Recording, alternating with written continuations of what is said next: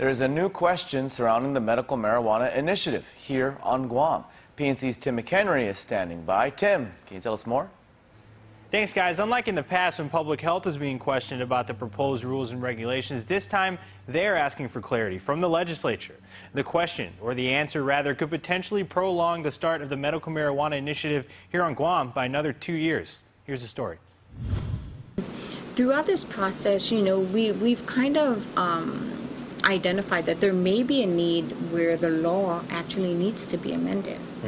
Now, it's interesting that that process, whether or not the legislature has the right to amend the law, was raised. Rosanna Rabago, Administrator for Public Health, is referring to a section of Guam law that says if a referendum or initiative is passed by the legislature is then free to make amendments to the law.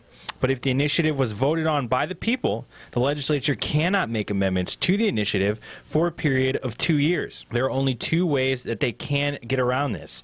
The first is to create a separate voter referendum that would then give them the authority to amend or repeal the law. The second is if the original law, when passed, had a provision that gave them that authority. They have different classifications. There's through the legislative process, they have something called a referendum, an initiative, and a legislative submitted initiative. And it's all defined per law. Now, we are just not clear in our interpretation of that law whether the legislature can amend the KC Act. If the Attorney General comes back with a reply or response that says that that it's such that the legislature cannot make any amendments to the act within 2 years, then the voter initiative that was passed can't be changed by the legislature within 2 years. This is problematic because Rabago says if the interpretation says that the legislature cannot make an amendment to the law, then public health would be at a standstill of sorts. If it's such that there's existing language within the proposed rules and regulations that's proven in conflict with the existing law, well, then it would make sense that if we wanted that provision to stick, then we needed to amend the law. Sure. But if we're stuck because that interpretation, if that's really the true interpretation, that the legislature cannot make any amendments to it, then what does that mean for us? I'm not too sure.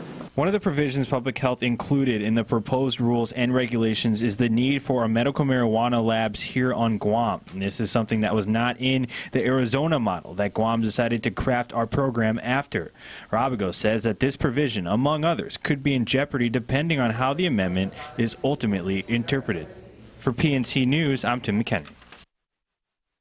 Rabago says that they should be getting a reply from the AG's office